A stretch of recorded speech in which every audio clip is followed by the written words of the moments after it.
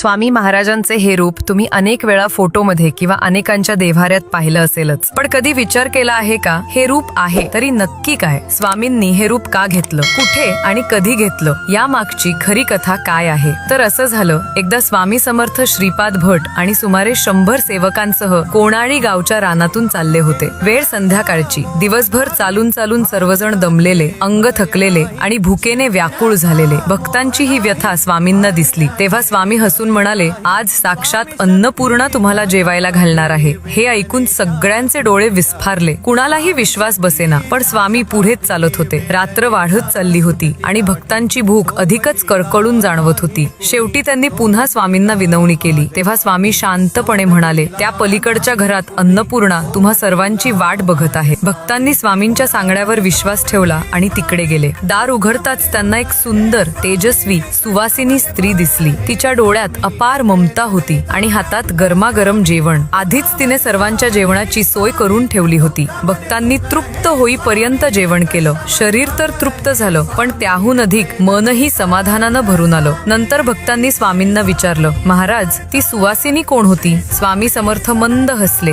आणि म्हणाले, ती दुसरी कोणी नसून माता अन्नपूर्णाच होती. तुम्हाला जेवायला घालण्यासाठी ती माझ्याच रूपातून प्रकट झाली होती. म्हणूनच स्वामी समर्थांना अनेक भक्त स्वामी आई म्हणूनही हाक मारतात. भक्त जेव्हा आई म्हणून हाक देतात तेव्हा स्वामी खऱ्या आई वडिलांसारखे धावून जातात. म्हणूनच त्यांना सर्वव्यापी, सर्व गुणसंपन्न आणि अन्नपूर्णेच्या मूर्तिमंत रूपात मानलं जातं.